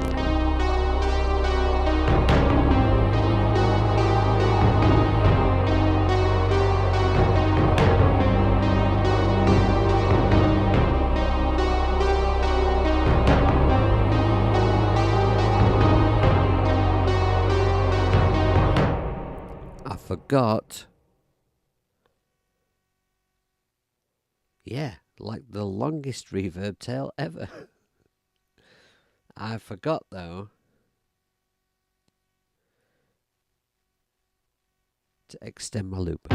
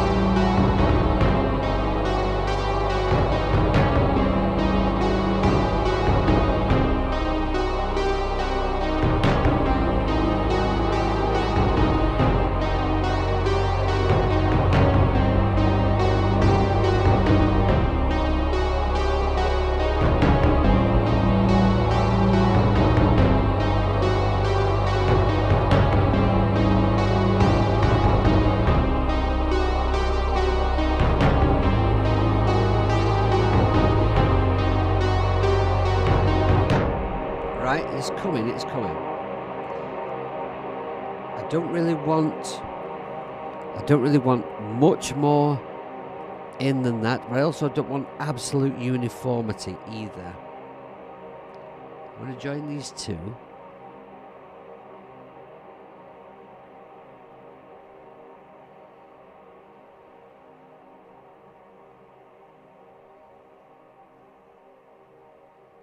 Oh, by the way, Mateus, who's always in my live streams, he watches every Patreon live stream and he watches all the YouTube live streams. He can't be here this evening, and he couldn't watch my Patreon live stream yesterday either because he's got some work stuff. Because I believe that when he's watching, he's supposed to be working, and and he's got some work dinner or something, so he can't watch. So he sends his apologies.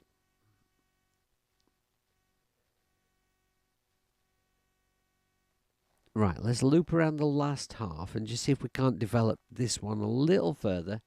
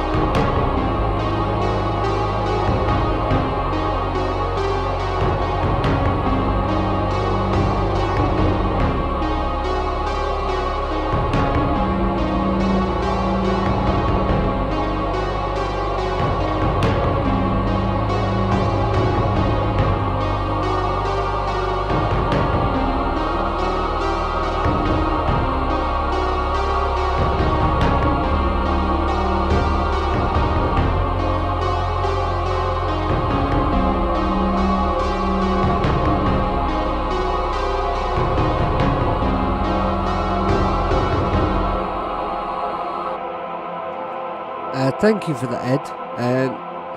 It's a funny old thing, being creative on a live stream. I think for me, I feel like I've always got plenty of ideas creatively, or usually.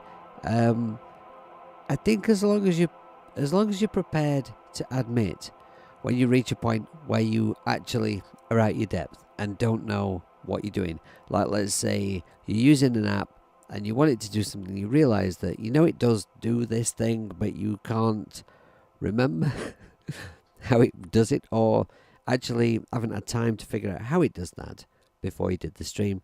And if you're honest, what's the worst thing they can do? No one's going to shoot you. And I think it's kind of like, as I've got older, I'm less bothered, like, if I'm trying to do something with music in front of people and it doesn't quite work, well, apologies. Um, I just have a go, and yeah, Jade is really good at it as well. I think you've got to have a certain attitude. Like, so I'm live on YouTube, and anyone could possibly potentially be watching. Although usually in my streams, not that many people are. So thank you very much for being here, those of you who are. But yeah, so what if you screw something up? Don't matter. I think that my limitations are sometimes that I forget stuff. There's apps, that I've demonstrated and done a decent job of demonstrating them, and then I want to use them in a live stream, and I think of it and I think, I don't know if I can remember how it works. I think that's just an age thing. All right, so we've got some drums. Now, they're not going to be as loud as that in the mix. I'm going to kind of make them as sort of, I'm going to take top end off them. I'm going to make them sound really distant and reverby. They're just like another atmospheric, just like with the bell, just in there, sort of distant sounding. I'm quite happy with how that sounds. Now, I ought to finish this stream in a moment, but before I do, I just want to have a listen to those other sounds that I have in there. That's a very low tuned kick.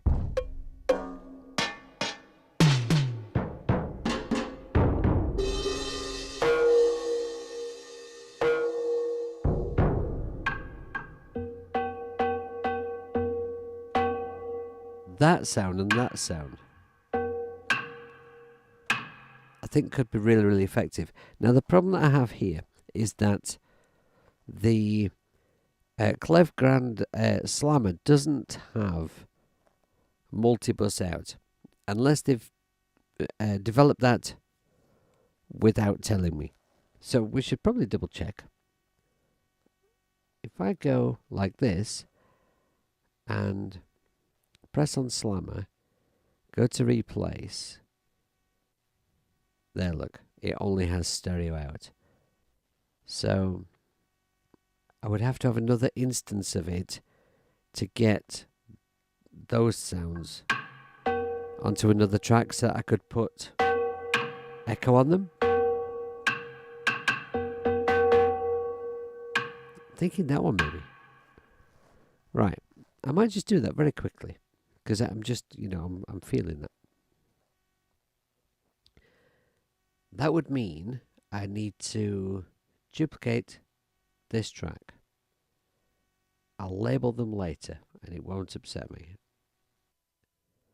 Until then, I promise. Right, so now, if I've got this one selected,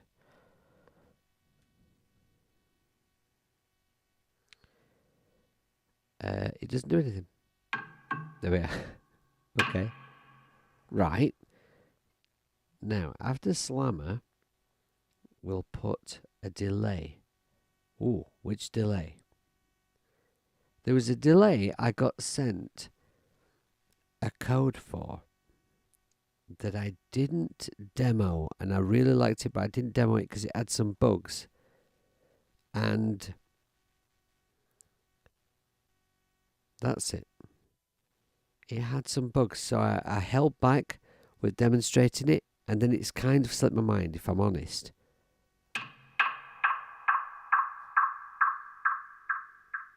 That's the kind of thing.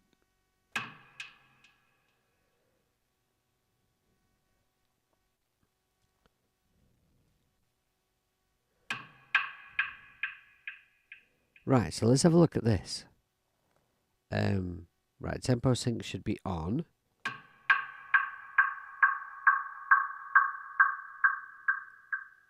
Right.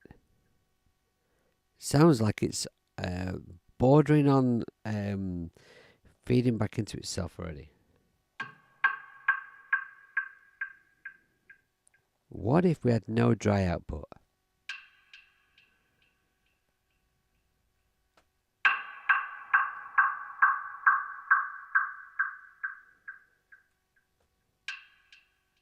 Yeah, delaying the delay demo. Yeah, absolutely.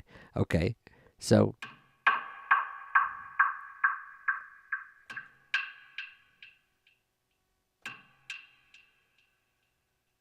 right. Um,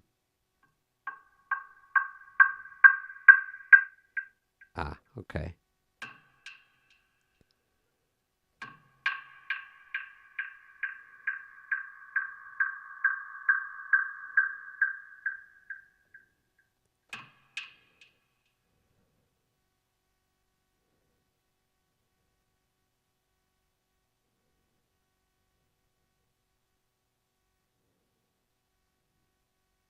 What's the right tempo for this delay? Ah!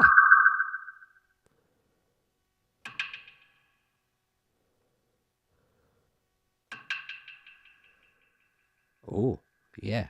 I like that, but we need to lose that feedback. I can't remember how to do that. Oh, feedback. Right, yeah, but that's the feedback for the...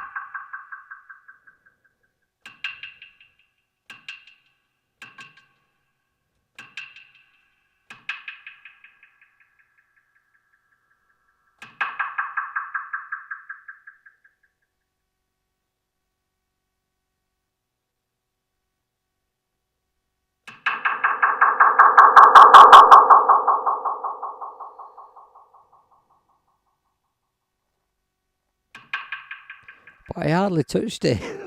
I hardly touched it. Why did it do that?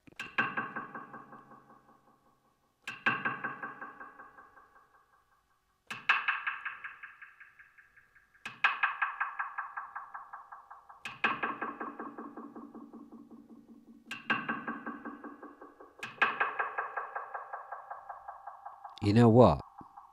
If you used this and then used some automation to move that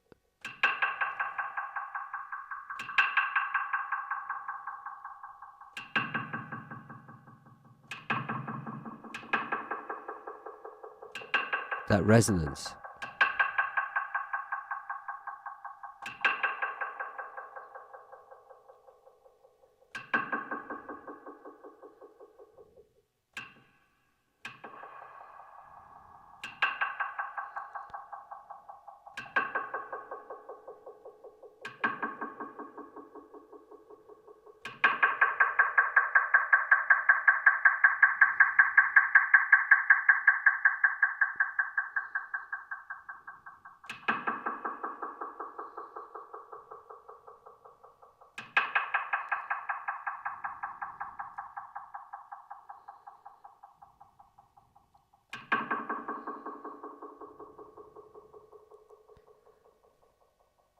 All right, I've got too much feedback.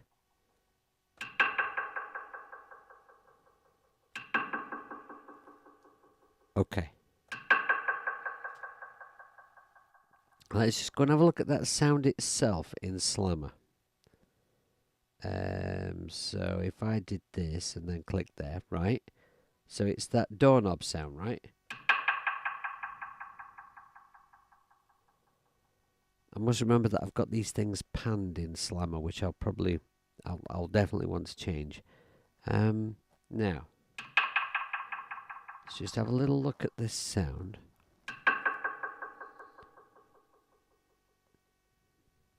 I've got reverb before delay. Do I want that?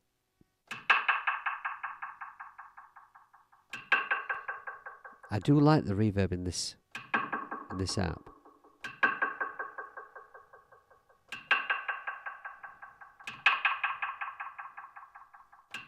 Sounds okay. Right. So this instrument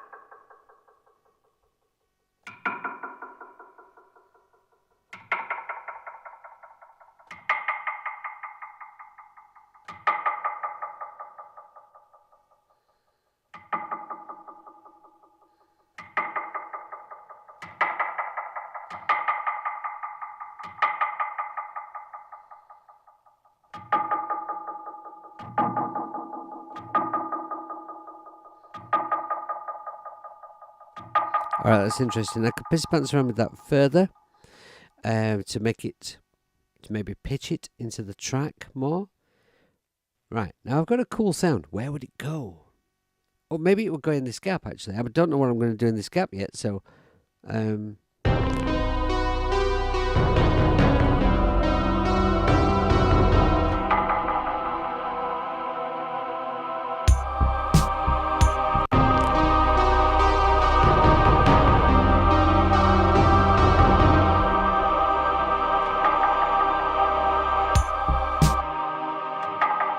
Right, it will need to be a lot louder, but can soon fix that.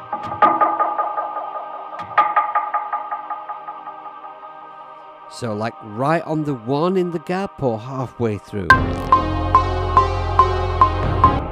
Apparently I accidentally pressed record. I really didn't mean to do that.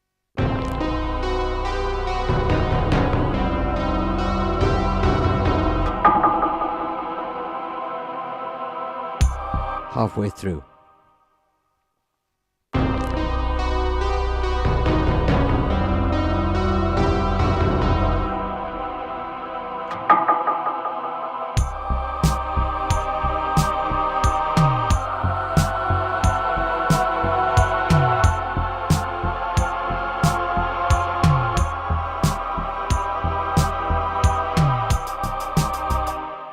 I've been thinking about what you said earlier. I think it was you, Audible, who said that maybe the solution to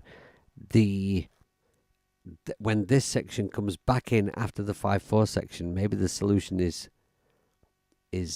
10/8. I've been thinking about that. Might not be a bad idea. How many stupid time signatures can we put into one track? I wonder. Right, I kind of like that. Coming in about halfway through the bar. I'm going to try it like just here. I want it there, I think.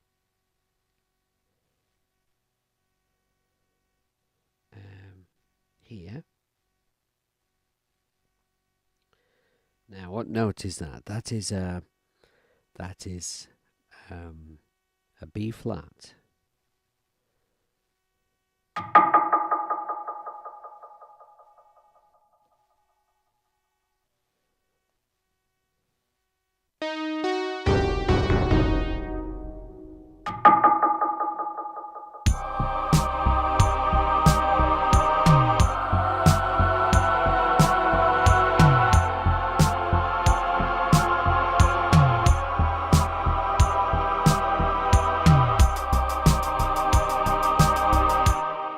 All right, okay, I think that's an interesting idea. Now, obviously, there's a way to go with this track, but what I was kind of thinking today was if I added that first section on after the second section, but more up tempo with some drums, and then maybe I'd figure out my arrangement from there for the whole thing.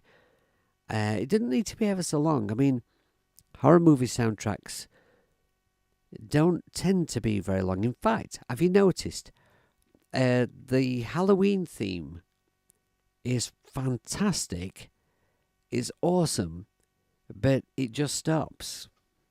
I think he must have just written enough, like maybe he only had 5 minutes, and he just wrote enough for the sequence in the movie that he needed, and it just kind of stops.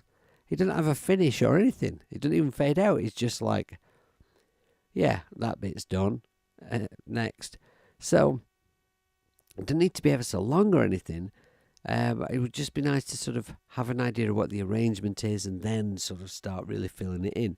But I can't do that because that 13/8, I'm not comfortable with how it's coming in after the 5/4, but I want it there. So, I'm going to do some thinking about that. Maybe do a little bit of research and come back to you probably tomorrow lunchtime. I think I'll probably do a stream tomorrow lunchtime. Yeah, maybe 12 o'clock UK time tomorrow, I think. Yeah, I think I'll do that. All right, so thank you very, very much, everyone who's joined me today. Thank you for watching. Thank you for the super chats. Much, much appreciated. I'm going to play you out with the track. So, what I learned from my mistake the other day. Oh, I was going to show you something. I was going to show you something. I forgot. I forgot to show you. Right. So you can do this. If you don't know, what I've done here is I've set up a folder for the drums. So what do we call it? We call it a folder stack. And so if I press this little button here, right, all the drum instruments fold up. So it's not just for Hammerhead that I've put in there. So you can see, because Hammerhead is multi-bus out, in my drum folder here, I've got a Hammerhead. And the master out from that is turned down, because then we've got the multi-output buses all on their own tracks here. So they've all got their own icon, they're all labelled. I like to label things. And so if I use any other drum instruments, I can put them in that folder. And it's just nice because it means you can just collapse a whole load of things, and it just simplifies your view in the digital audio workstation. So what I'll be able to do here, look, I've got two instances of Slammer now. So if I grab that one, I can move it up into here. I don't want it above the conga, but just shift that round. There we go. Right? And there's my two instances of Slammer. No. Try that one again. There in that folder.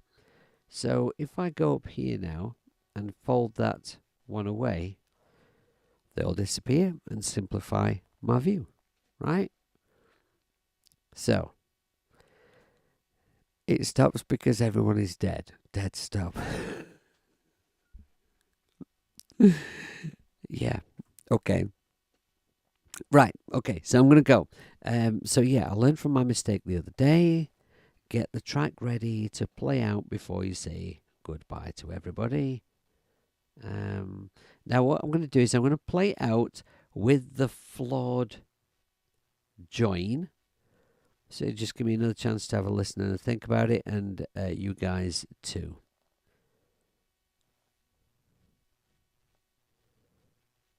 Just get that all on screen.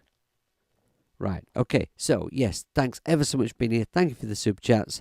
Have a fantastic rest of your I was going to say evening, but whatever's left of your day, wherever you are in the world.